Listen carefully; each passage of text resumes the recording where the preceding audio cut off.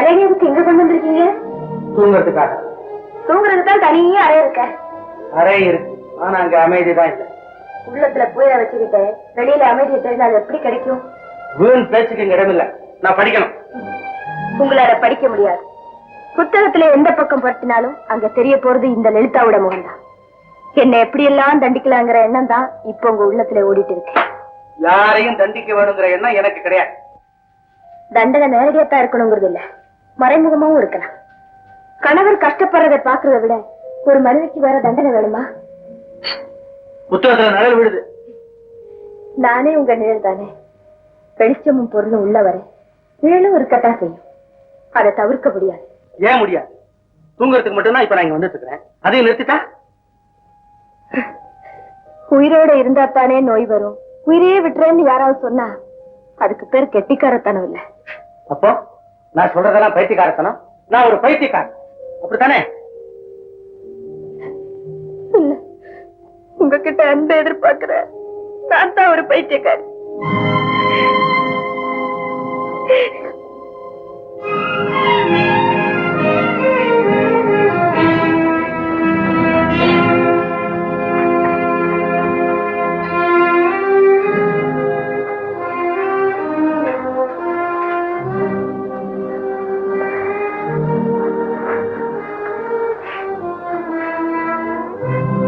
லலிதா, நான் வாழாம இருக்கிறது போதாதா? உனக்கும் அந்த துன்பம் வேணுமா? அன்பான கணவர் நமக்கு கிடைக்காம இருக்கலாம், ஆனா அன்பான மனைவிகளா நாமாவது இருக்கக்கூடாதா?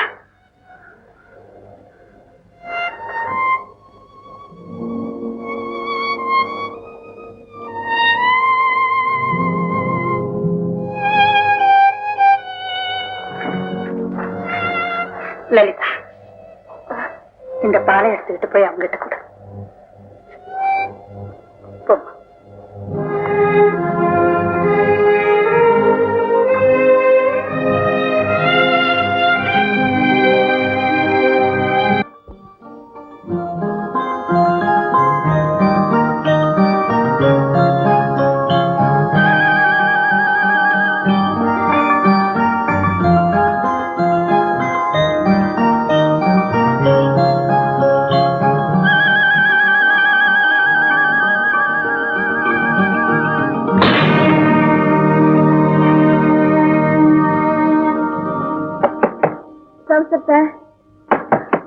Please open the door. என்னங்க, கதவை தருங்க. நான் தான் உங்க லலிதா. கதவை தருங்க. நல்ல பிள்ளைல கதவை தருங்க. என்னங்க, கதவை தருங்க. என்னங்க, என்னங்க, கதவை தருங்க. தருங்க. தருங்க. தருங்க. கதவை தருங்க. என்னங்க, கதவை தருங்க. என்னங்க, கதவை தருங்க.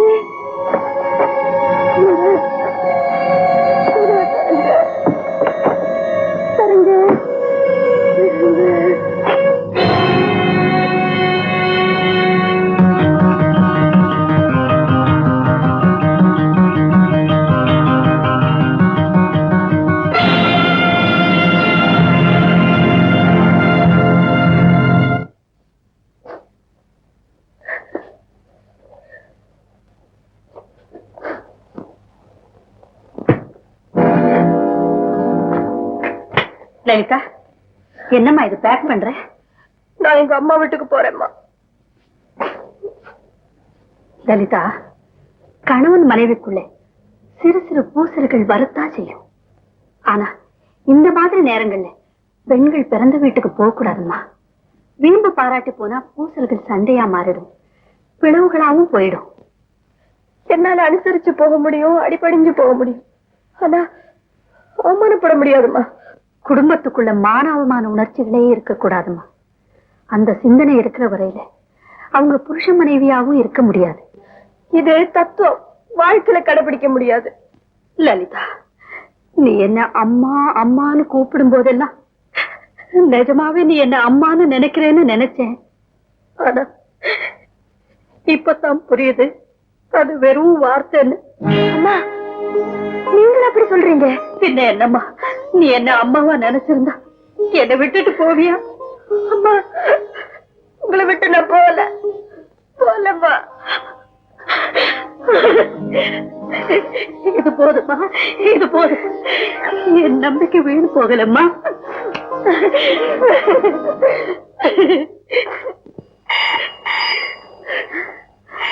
டெலிபோன் மலையாடிக்கு யாருன்னு பாருமா, நான் கீழே போறேன்.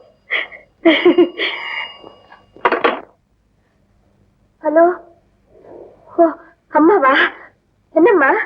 கார் அனுப்புறேன், உடனே வா. அப்படியே ஒரு வாரம் இங்க தங்குற மாதிரி வா. என்னம்மா, என்ன விஷயம்? பிறந்த வீட்டுக்கு விஷயம் இருந்தாதான் வரணுமா? நீ என்ன பண்ணுவ? உனக்கு தான் சுதந்திரமே இல்லையே. இல்லம்மா, இப்ப கூட அங்க வர்றதுக்காகத்தான் பேக் பண்ணி ரெடியா இருந்தேன்.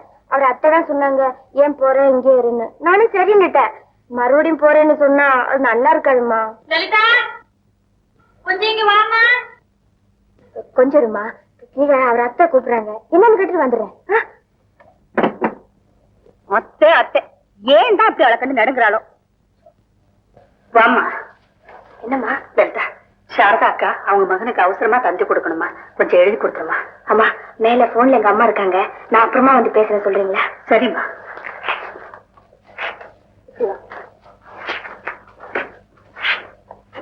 உங்க மகன் பேருங்க? டிஎன் சண்முகம். டிஎன் சண்முகம். லலிதா, மறுபடியும் சொல்றேன், மாப்பிள்ளைக்கு அம்மாவா இருந்தாலும் கொஞ்சம் பயப்படலாம்.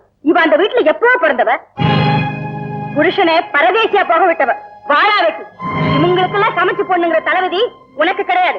நீ மீனாட்சி அம்மா மக, நீ ராணியை போல வாழ வேண்டியவ. அவளை பத்தி நீ கவலைப்படாது. நான் உன்னை இங்க வர சொன்ன காரணம், நம்ம பாலுவுக்கு நல்ல இடத்துல இருந்து ஒரு சம்பந்தம் வந்திருக்கு. அவங்க எல்லாம் நாளைக்கு இங்க வர போறாங்க. அவங்க எல்லாம் வரும்போது நீ இங்க இருந்தனா எனக்கு ரொம்ப சௌகரியமா இருக்கும். நானு லலிதா இல்லம்மா, சங்கரோட அத்தை. காரை அனுப்பிச்சு வைங்க, லலிதா வருவா.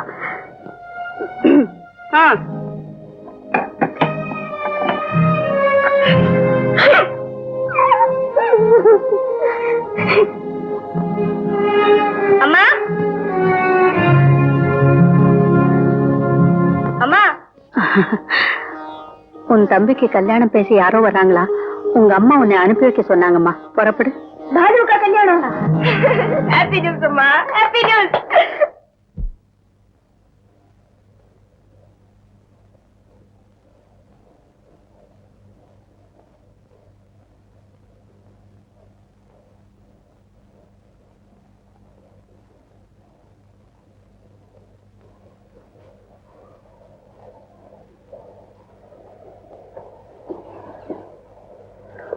என்னங்க, நான் எங்க அம்மா வீட்டுக்கு போயிட்டு வரேங்க.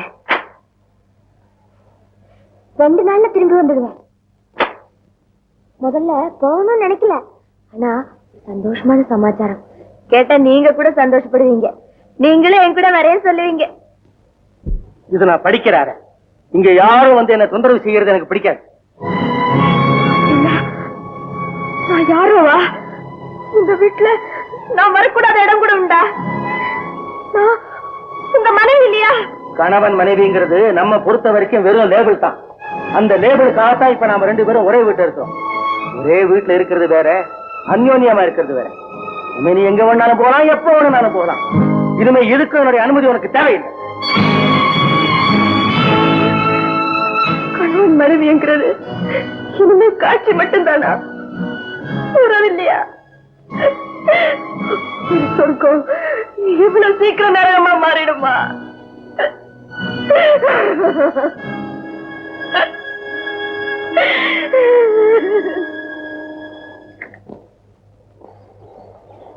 மாப்பிள, நீங்க ரொம்ப மோசம். என்ன மாமா அது? ஏதாவது ஒரு வெடிகுண்ட தூக்கி போட்டுக்கிட்டே இருக்கீங்க. பின்ன என்ன மாப்பிள, என் சொத்தை பூரா உங்க பேர்ல எழுதி வச்சுட்டேன்.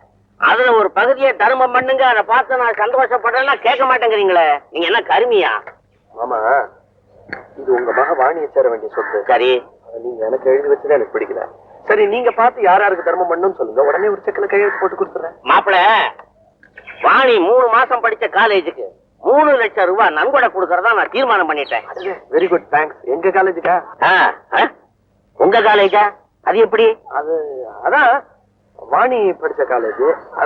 வாணி வேற நான் வேறயா? அதான் எங்க காலேஜ். ஆமாப்பா.